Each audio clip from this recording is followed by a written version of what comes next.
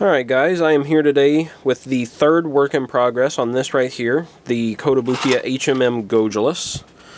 Now unfortunately work has been pretty slow on this guy for the past week or so because I have about 1.5 feet of snow outside and I paint in the garage, so that's really not much help for me.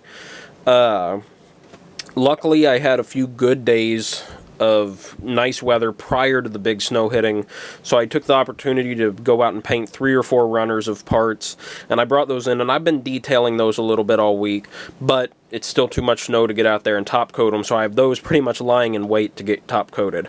But what I do have is all of these pieces done. As you can see, there's a lot of pieces in here, some pieces in here, and a couple pieces in that box too. Now that accumulates to about 10 to 12, I think I have like 10 runners done, maybe 12 runners. So a decent amount of parts. Now I know this looks like just a big glob of stuff here, but I'm going to point out a few things, and specifically, that's because I did the head pieces. At least these are pieces to the mouth, like the inner frame of the head runner. K1 or K2 I think it was. And then I have one other one that I'm actually really happy with, because there's a lot of small little detailing on there, and I actually think it turned out really nice. I'm really happy with that.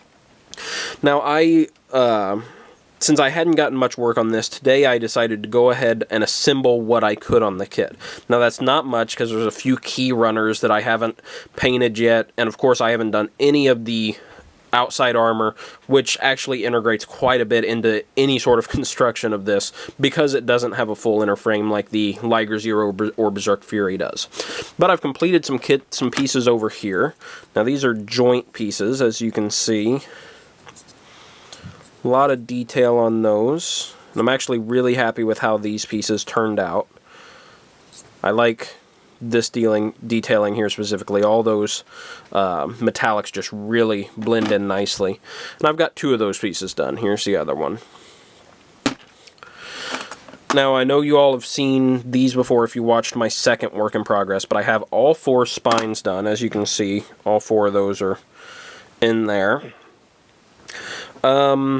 This is just a couple halves that I got to snap together. This is for the tail, I'm pretty sure, and I actually need to touch that up. I didn't realize I got a little messy with the silver there. But I was able to snap that together, and the biggest piece that I put together is this back here, primarily made out of all pieces from the L runner. And this is where the Zoid's core is housed, right in there. Actually, I think I have this upside down. There we go. So that's got some detailing throughout, a little bit here and there. Most of this is going to be covered up with other armor pieces, like I was saying earlier. As you can see there's some spots where I accidentally dripped a little bit of enamel, the copper enamel, but I didn't worry too much about that because that will be covered up with armor in its entirety after I complete that. So that's the biggest piece I was able to assemble today. Like I said, there really wasn't much. Now, since this is since I don't have a whole lot to show, I thought I'd just do a little instructional kind of tips for building Zoids models, Zoids in particular, though. Now, one thing that I struggled a lot with, particularly on several parts in this piece, is just getting these pieces together. That's because, as you guys know, where the joints connect, here's a piece where the underside isn't painted. As you can see, these things, pegs have got to snap into the holes. Of course, that's what a model is. Now, with the Kotobukiya ones, these, as opposed to Bandai, these pegs fitting into the holes are very tight and don't have a lot of wiggle room there. So when you paint them, even with the lightest coat of paint you can think of, then those pegs really have to try and struggle to get popped in there, and it takes a lot of effort. So when you can, if at all possible, you got to really try to avoid putting any paint on these pegs. If you got to paint both sides of a part, then you got to do that. But with parts like this, where that inside, and I dropped it, or parts like this, where the inside is not going to be seen at all, just be sure not to paint that, And I mean, that may seem like something that's common sense, but if you just think about what you're doing a little bit beforehand, it'll work out a lot better, because that happens much more often than not. Because, for example, there are some pieces in here where I mistakenly painted the inside, not even thinking about it, and that made this part a pain to get together.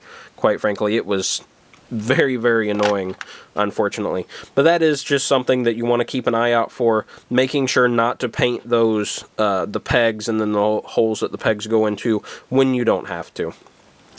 So, I guess that really will be all for this work in progress video. Just a little bit. I wanted to keep you guys updated and let you know that I am getting work done on this. I've got a lot of parts done, but it's such a huge kit that it's still going to be a while. And hopefully this snow will get out of the way here for too long, and I'll be able to get more paint done on this kit itself and get a move on with it. So, thanks for watching, guys, and I'll see you next time.